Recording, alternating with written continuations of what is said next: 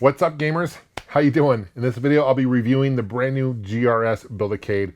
This is a collaboration between Arcade Workshop and Glenn's Retro Show. For those who don't know Glenn, he's a great guy in the gaming community here. Good friend of mine as well, and he's just super knowledgeable about arcade games. He's what I call an enthusiast, right? Anytime I have any questions about arcades or I'm curious about what's coming out, he's the one to definitely follow. So I encourage, I'll put a link to his YouTube channel, put a link to his website, Glenn's Retro Show. And he sells really cool products, including this as well. He worked on this. What this is, the Build-A-Cade is a 1/6 scale mini arcade. For those who know me, you know I'm a huge fan of arcades in general, right? Arcade games. And I love these 1/6 scale machines because New Wave Toys is doing. So here's a Centipede, for example. It's a 1/6 scale. I have a Cubert as well, which is awesome. This definitely matches the feel. And this is kind of a mini, what I call like a mini MAME machine, essentially. It is compatible with a Raspberry Pi 3 or 4. It is also, so basically you can add ROMs or games to it. There's different panels, control panels. So you have a trackball, you have a dual stick, you have a spinner, and there's also a 5-button one as well, which are additional to purchase, but definitely well worth the investment. I'm going to show that in the video as well. This video, I'm going to show you it working with a Raspberry Pi 4. Shout out to my friend Kirk, aka Cubert Addict 1, for assisting me with it. He's always a good friend of mine who I go to when it comes to emulation and ROMs in general. He's my go-to, and he's a big help in putting this together. This thing takes about an hour to put together. It's not too bad. It does come with instructions, of course, which is a necessity, no doubt. So now I'm going to show you how to load games onto it. I'm going to kind of briefly explain how to build it. I'll show you some games and examples of what this thing can do. Let me know what you guys think. I'll put information about the Build-A-Cade in the information as well for you. Thanks for watching, guys, and let's take a closer look. So here's a closer look at the unit itself. I don't have it powered on quite yet. I'll do that in a second. Here is a control panel that does come with standard. These do not come out fairly easy, unfortunately. There's no snap in or snap out. You need to literally take the thing apart, unscrew it, and then swap them out. It's not that much of a pain, but it does take several minutes to do. I believe, talking to Glenn, that they're going to eventually kind of fix that and address that in future builds, hopefully. But these are some option buttons here below. Nice decal, as I mentioned before, really easy to come on. We appreciate high quality, doesn't cause any bubbling, which is always an issue and concern. Definitely not the case here. You have your speakers in the back. This is an actual joystick for controls. You have 2 USB ports out, so if you have like a USB keyboard, which you'll need for menu settings, this is where your HDMI out goes. Your power, this is your on and off, this is your volume, and this is a micro SD card. So this is where, you know, the build is basically set up and all the games and ROMs are stored. Now, one thing to note, important note, currently the Pi 3 supports HDMI out. The Pi 4, which I have in here, currently does not. So I didn't really hook it up, although I believe, again, they're going to be addressing that in a future build and have Raspberry Pi 4 be HDMI out. Now, the question is, why would you want a Raspberry 4 opposed to 3? It's more powerful, can play games better, right? It can emulate games much better. So let's power this thing on. All right, turn on. Nice light up marquee, which is great. It takes a couple seconds for it to boot up emulation station. So let's go and see where it boots up. Okay, so here I have it turned on, obviously. And make sure, I'm going to show you how to load some games and install the build, right? But when you do this, it's really important to note, you need to make sure that the unit is actually plugged in as well while you're doing this. And then there's several ways you can actually move it. This is kind of your mouse. Your joystick acts as kind of your mouse. There's actually a back on the back here. You can see there's another second joystick as well. So you can move around. You want to definitely make sure that you have a USB keyboard as well plugged in the back. You plug in the back. That's where you can put in your password, all that stuff. So we'll go and select this. Use the A button to select. And then you'll see here, it says install all. Go yes, confirm.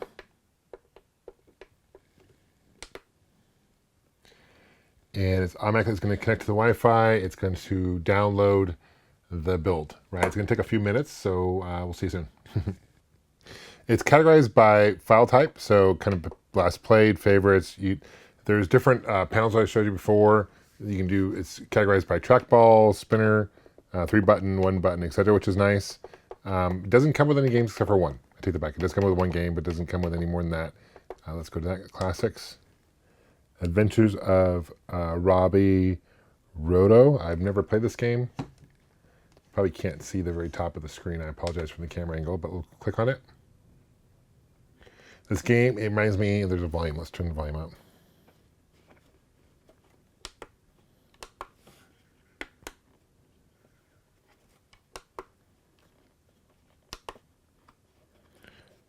Guess there's no audio here in this game, but it reminds me of like a Dig Dug, or if you played games like Mr. Do, it's kind of like that.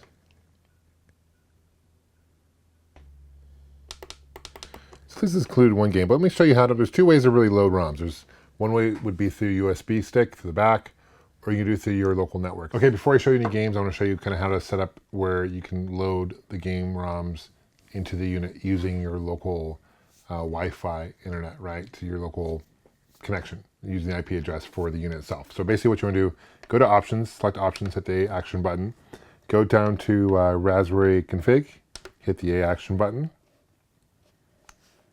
and there's two buttons in the back right below the joystick I showed you earlier. The one on the right facing this way is when you, so we want to go down to localization options, hit that, and then go to WLAN, hit that, and you want to select your country. So in this case, we'll go all the way down to United States, that's where I'm from. We'll hit the action button. Okay, go to OK, and then we're all set. Now all I need to do is go basically on your computer, your desktop, open your Explorer file manager, and then type in / and then the IP address. And the IP address, let's go back. So to find your IP address, you go to options, and then let's go to down. You'll see like where it says Wi-Fi. Actually, there should be one here. Show IP. This is what you want to click. Show IP. So hit action button. And it's going to take a couple seconds to load. This is your IP address right up top here. Basically, you're going to put that in there, and then you'll see different files. You'll see a file that says ROMs, and then you'll see a whole bunch of different emulator files. Basically, click on the arcade, and that's where you want to drag your arcade ROMs into that file. For me to load almost 5,000 games, it took several hours to do that, but it kind of depends on how quick your internet connection is locally. Another way to do it is through the USB stick. Very simple. Format the USB stick using FAT32. Plug it into this unit here for a couple minutes. It's going to automatically detect it. It's going to add the correct folders. Take it out once it's done loading. Plug the USB stick back into your PC. You'll see the folders appear. You'll see where it says ROMs. You'll see where it says, shows you the different emulator files. Again, click and drag those ROMs into that folder. Plug the USB stick. Once you do that, plug the USB stick back into this machine, and it'll automatically load them for you. Okay, you can't take the, it does come with a micro SD card. You can't take the SD card and put it in your computer, and you can't do like a click and drag it over directly. You got to do it through either of those. Hope that makes sense. Let's go back to the menu. Right now I only have this control panel on, so let's take a closer look at some of the games on here that I have loaded. Give you some examples how it plays. Let's go to, I have 320 games on here for one button, so click on it. Everything's listed alphabetical, which is really nice. Let's go to the one of classic ones, so I'm sure you guys will recognize. It takes a couple seconds for it to boot.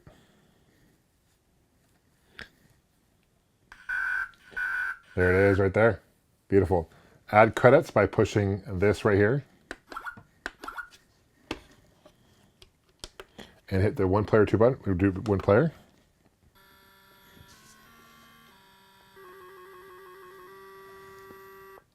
Looks really nice on the screen. Now this particular ROM, for some reason, is missing some sound effects. So that's not the arcade, this mini arcade that's doing this. It's particular ROM missing some jump sounds and things like that. But overall, it's missing the climbing sound as well. Let's see if it has a hammer sound. It does.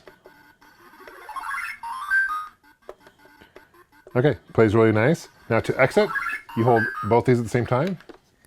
You see it's kind of slanted on the side there, but you can go down to, hit down to close content, hit the A button, go all the way down to quit RetroArch. That brings you back to the menu, game menu. Let's see if there's another game on here that you guys will like. Here's Frogger. Let's check out Frogger. Classic Sega game. We'll add some credits. The music of this is so iconic. We'll hit the one player button.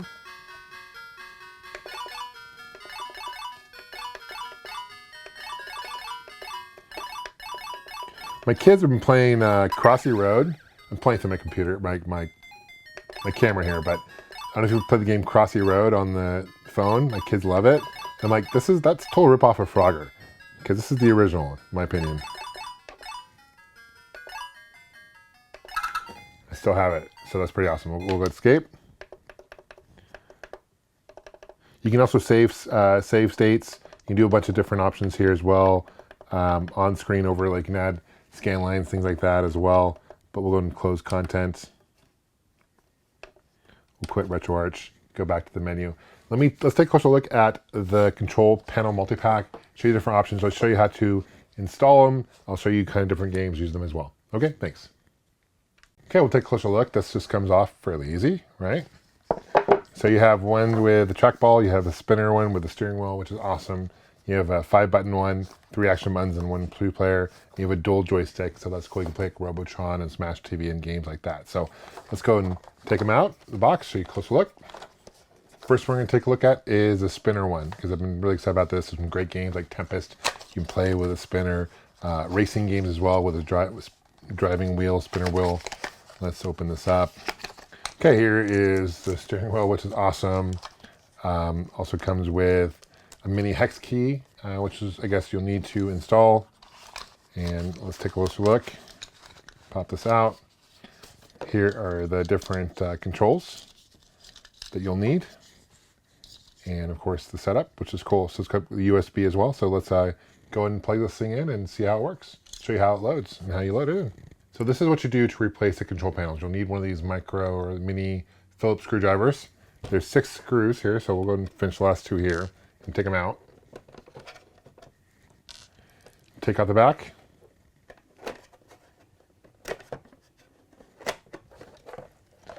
You'll need to unplug the power. I failed to mention before, this does run off a lithium battery, which is nice.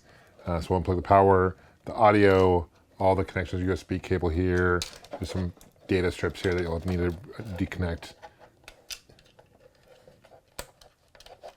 We'll do that, so that panel is now off. There's a middle section here you'll need to pull out slightly, just slightly pull it out like so, and the bottom, same thing, pull it out slightly like so.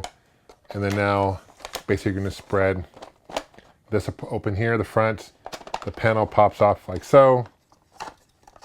If there's a cable strip, it does come with a USB cable here.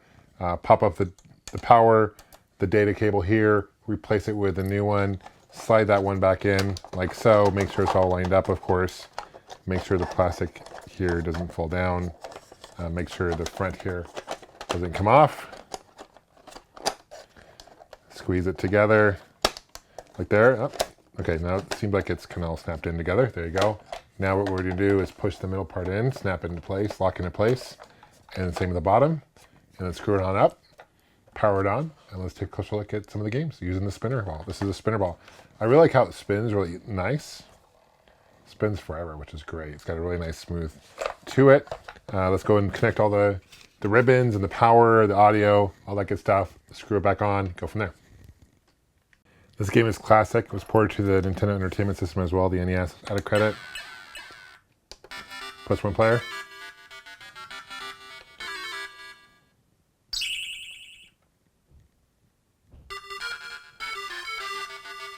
You can see it responds really well here. Oh, I missed it. Watching the camera here. Let me do it again.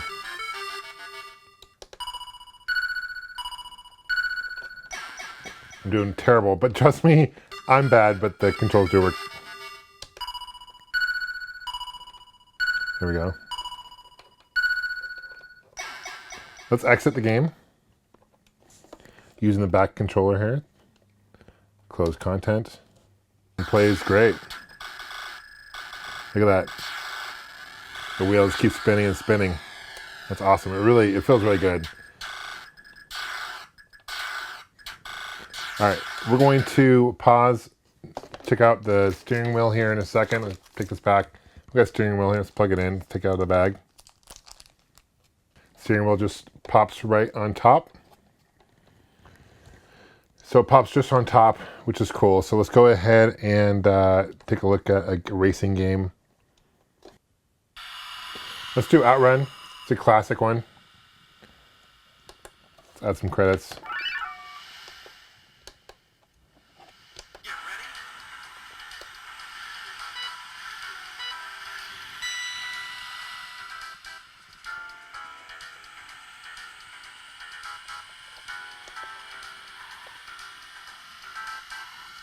Using my steering wheel now. Ah. Really cool though with the steering wheel. I'm glad they added the steering wheel element to it. It's really cool.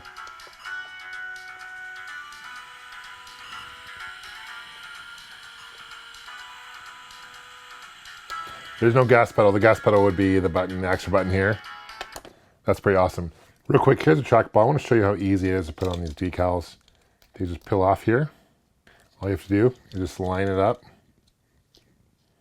like so. Gotta make sure it's lined up. And no bubbles at all. Super easy. Sorry, the focus. There you go. It's focusing now. Now let's install this bad boy. One of my all-time favorite trackball games is Marble Madness by Atari. Let's go and add a credit. See how it controls.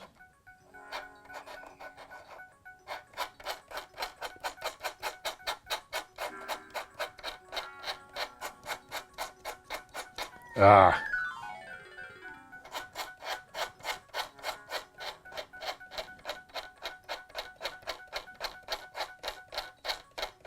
Come on.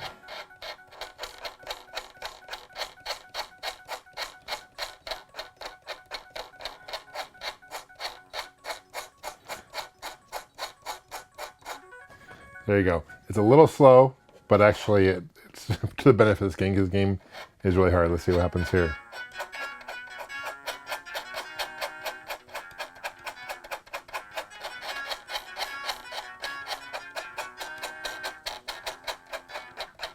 Watch this guy. I'm gonna fall off. Oh, dang. Let's check out another game real quick too. Let's check out Millipede Classic, follow-up to the classic Centipede, but also by Atari. Add a credit.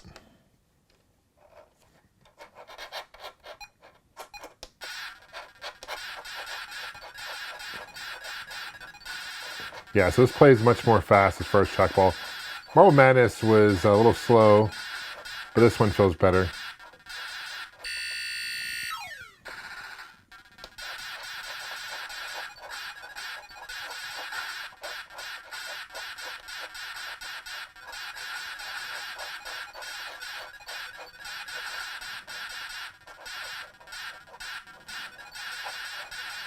You gotta watch out when they get above you there like that. Now I want to show you the dual controller.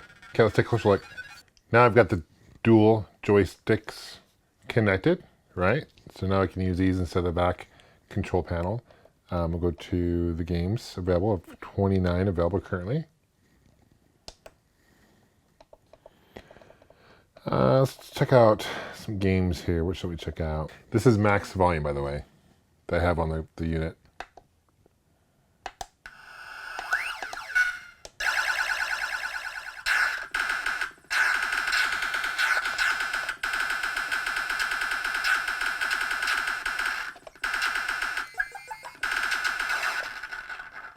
Yeah, it controls great. This game was so much fun.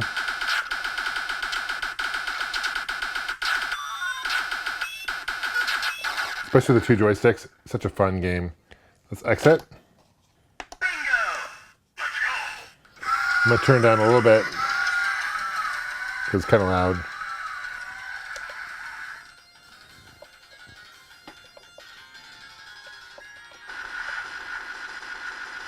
Same controls as Robotron, a lot more gory. Got 8 directional pad, which is nice, 8 directional on the joystick.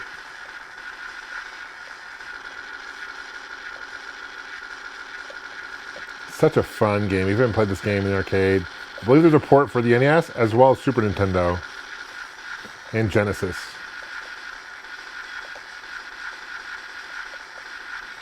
But playing with the two joysticks, the dual joysticks, definitely a plus, and they control great. Last control panel I'm going to show you will be the 5-button one, which includes 3 action buttons and the player 1, player 2. Let's take a closer look at that. Okay, finally I'm going to show you the 5-button control panel. You can see here I have it installed. Joystick, 3 action buttons, player 1, player 2. And let's go up to 3-button joystick. Here's a classic one. You guys will probably know, NBA Jam.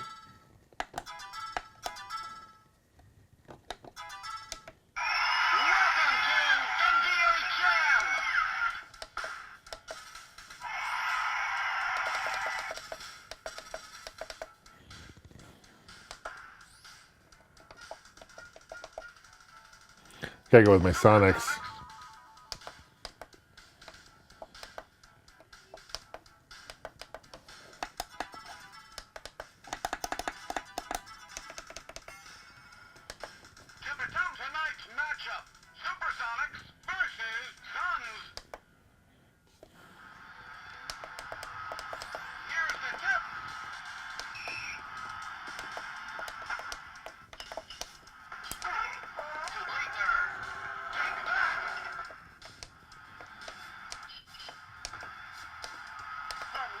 Oops, wrong button.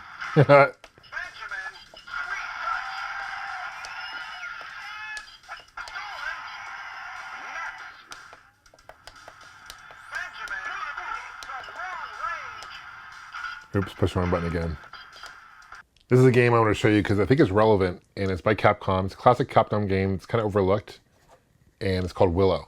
For those who have Disney Plus, there's a new Willow series out that just came out for Disney Plus. Follow-up to the original classic Willow movie from 1988. This was never ported to any home consoles. Capcom did release a Willow game for the NES, but that plays more like an adventure game. This is more like a platformer. So, credits.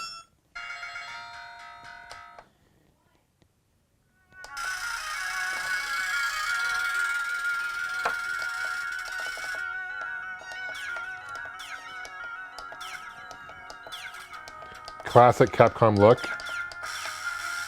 And it does follow the story of the movie fairly well. Definitely recommend you guys check it out. The music's good too. All these games I'm playing terrible because I'm playing through the camera. So I apologize. But yeah, the dogs, there's the dogs in the movie.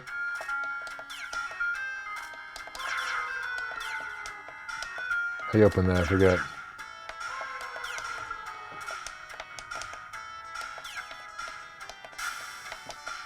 So overall, what do I think about this Build-A-Cade? I think it's pretty cool, to be honest with you. I think it's really fits the 1/6 scale arcades currently out in the market really well, which is awesome. There's really a lot of things you can do with it because it's do-it-yourself, build your own. You can add games that you want to it. It's really endless as far as what kind of games you can play with it. It's basically a mini MAME arcade, which is awesome. So I really think Glenn and his group, his team did a really good job with this. I'll put a link with some additional information in case you guys are curious to find out more about the Build-A-Cade. I'll put a link to Glenn's Retro Show channel on YouTube as well. Thanks for watching, guys. We'll see you guys soon. Thanks for subscribing as always, and game on.